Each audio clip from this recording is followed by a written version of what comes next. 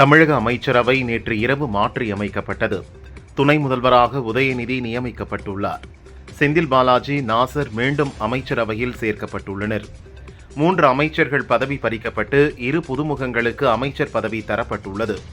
புதிய அமைச்சர்கள் பதவியேற்பு நிகழ்ச்சி இன்று மதியம் 3 மணிக்கு கவர்னர் மாளிகையில் நடக்க உள்ளது. துணை முதல்வர் என்பது பதவி அல்ல, பொறுப்பு என அமைச்சர் உதயநிதி தெரிவித்தார். ஈவேரா, அண்ணாதுரை, கருணாநிதி வகுத்து தந்த பாதையில் முதல்வர் வழிகாட்டலில் சக அமைச்சர் பெருமக்களோடு இணைந்து பணியாற்றுவோம் எனவும் தெரிவித்துள்ளார். செந்தில் பாலாஜி மீண்டும் அமைச்சராக்கப்பட்டால் போலீஸ் துறை அவரை எப்படி கையாள முடியும் என எதிர்க்கட்சித் தலைவர் பழனிசாமி கூறினார். நிபந்தனைகளை மீறினால் எப்படி நடவடிக்கை எடுக்கும் எனவும் கேள்வி எழுப்பியுள்ளார். முன்னாள் முதல்வர் கருணாநிதியின் பேரன் என்பதற்காகவும் ஸ்டாலினின் மகன் என்பதற்காகவும் உதயநிதிக்கு துணை முதல்வர் பதவி கொடுத்திருக்கிறார்கள் என தமிழிசை விமர்சித்தார். தந்தை முதல்வர், மகன் துணை முதல்வர் என்றால் இங்கு எங்கே ஜனநாயகம் இருக்கிறது? முடியாட்சியை நோக்கி திமுக எடுத்து சென்று கொண்டிருக்கிறது எனவும் கூறினார். கோவை ரேஸ்கோர்ஸில் உலக இதய தினத்தை முன்னிட்டு விழிப்புணர்வு வாக்கத்தான் நிகழ்ச்சி நடைபெற்றது. இந்த நிகழ்ச்சியை கோவை தெற்கு பாஜக எம்எல்ஏ வானதி துவக்கி வைத்தார். வாரிசு அரசியலையும் ஊழல் அரசியலையும் தாங்கிக் கொள்ள வேண்டும் என்றால் இதயத்தை பலப்படுத்திக் கொள்ள வேண்டும் என நிகழ்ச்சியில் பேசினார். திமுக கூட்டணியில் மோதல் வராதா, பகையை வளர்க்க முடியாதா என்று நினைக்கின்றனர். திமுக கூட்டணியில் பிளவை எப்போதும் எவராலும் ஏற்படுத்த முடியாது என முதல்வர் ஸ்டாலின் கூறினார். தமிழகத்தில் நாம் அமைத்த கூட்டணியை பார்த்துதான் இண்டி கூட்டணி உருவானது என்றும் ஸ்டாலின் தெரிவித்தார். நெடுந்தீவு அருகே இன்று அதிகாலை மீன்பிடித்துக் கொண்டிருந்த ராமேஸ்வரம் மீனவர்கள் 15 பேரை இலங்கை கடற்படையினர் கைது செய்தனர். அவர்களின் 2 விசைப்படகுகளை சிறைப்பிடித்து சென்றனர். 5க்கும் மேற்பட்ட படகுகளின் வலைகளை இலங்கை கடற்படை வெட்டி வீசியதாக குற்றச்சாட்டு முன்வைக்கப்பட்டுள்ளது. பழந்தமிழ் சமூகத்தின் முற்போக்கு சிந்தனைகள் பொருந்திய 11,000க்கும் மேற்பட்ட தொல்பொருட்கள் கீழடி அருங்காட்சியகத்தில் காட்சிப்படுத்தப்பட்டுள்ளது. மத்திய அரசின் சுற்றுலாத்துறை சார்பில் பாரம்பரிய சுற்றுலா தலமாக கீழடி தேர்வு செய்யப்பட்டுள்ளது. இந்நிலையில் உலகெங்கும் வாழும் தமிழர்களே கீழடிக்கு வருக, நம் வரலாற்றை பருக என முதல்வர் ஸ்டாலின் அழைப்பு விடுத்துள்ளார். மகாராஷ்டிராவின் புனேவில் கடந்த 26ஆம் தேதி பிரதமர் மோடி பங்கேற்க இருந்த நிகழ்ச்சி மழை காரணமாக ரத்தானது. நேரத்தை வீணாக்க விரும்பாத பிரதமர் மோடி ஹரியானாவில் உள்ள பாரதிய ஜனதா பூத் ஏஜென்ட் அனைவரிடமும் போனில் பேசி அவர்களை உற்சாகப்படுத்தினார். மோடியின் இந்த போன் உரையாடல் ஹரியானா பாரதிய ஜனதாவினரை மகிழ்ச்சியில் ஆழ்த்தியுள்ளது.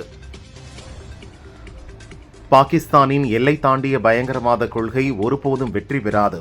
அவர்களின் செயல்களுக்கு நிச்சயம் விளைவுகளை சந்திப்பர் என வெளியுறவு அமைச்சர் ஜெய்சங்கர் எச்சரித்தார். பாகிஸ்தானால் சட்டவிரோதமாக ஆக்கிரமிக்கப்பட்டுள்ள காஷ்மீர் பகுதியை விடுவிப்பது மட்டுமே இப்போது எங்களுக்கு இடையே தீர்க்கப்பட வேண்டிய பிரச்சினை என்றும் ஜெய்சங்கர் கூறினார். கர்நாடக முதல்வர் சித்தராமையா முடாநில ஒதுக்கீடு ஊழல் புகாரில் சிக்கியிருப்பதை குறித்து ஹரியானா தேர்தல் பிரச்சாரத்தில் பிரதமர் மோடி விளாசி வருகிறார்.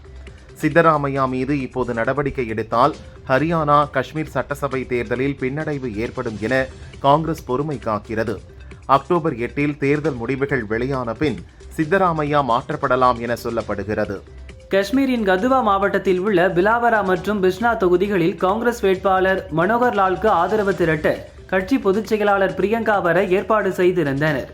ஆனால் பிரியங்கா வந்த ஹெலிகாப்டர் தரையிறங்க இயலாததால் இந்த நிகழ்ச்சிகள் தடைபட்டது. இந்திய விமானப்படையின் 92வது ஆண்டு விழாவை முன்னிட்டு 7000 கிலோமீட்டர் நீள கார் பேரணி நடத்தப்படுவதாக பாதுகாப்புத்துறை அமைச்சகம் தெரிவித்துள்ளது.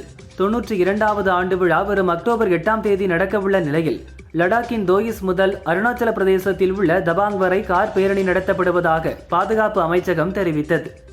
ஜம்மு காஷ்மீரில் குல்காம் மாவட்டத்தின் ஆதிகம் கிராமத்தில் பதுங்கியிருந்த பயங்கரவாதிகளுக்கும் பாதுகாப்பு படையினருக்கும் இடையே துப்பாக்கிச் சண்டை நடந்தது. இதில் 2 பயங்கரவாதிகள் கொல்லப்பட்டனர். பாதுகாப்பு படையினர் 5 பேர் காயமடைந்தனர். ஏராளமான ஆயுதங்களையும் பாதுகாப்பு படையினர் பறிமுதல் செய்தனர். சர்வதேச விண்வெளி மையத்தில் சிக்கியுள்ள சுனிதா வில்லியம்ஸ் புட்ச் ஃபில்மோரை மீட்க டிராகன் விண்கலம் புறப்பட்டது. அமெரிக்க விண்வெளி வீரர் நிக் ஹியூஜ் மற்றும் ரஷ்ய விண்வெளி வீரர் அலெக்சாண்டர் கோர்பனோவ் ஆகியோருடன் இந்த விண்கலம் புறப்பட்டு சென்றது. 4 இருக்கைகள் கொண்ட டிராகன் விண்கலத்தில் 2 இருக்கைகள் காலியாக அனுப்பப்பட்டுள்ளன. டெல்லியிலிருந்து நியூயார்க் சென்ற ஏர் இந்தியா விமானத்தில் பரிமாறப்பட்ட ஆம்லெட்டில் கரப்பான் பூச்சி இருந்ததைக் கண்டு பயணிகள் அதிர்ச்சியடைந்தனர். இதற்கு மன்னிப்பு தெரிவித்த ஏர் இந்தியா நிர்வாகம் உரிய விசாரணை நடத்துவதாக தெரிவித்துள்ளது. அபுதாபியில் நடந்த இந்திய திரைப்பட அகாடமி விருதுகள் வழங்கும் விழாவில் சிறந்த படத்திற்காக அனிமல் வென்றது.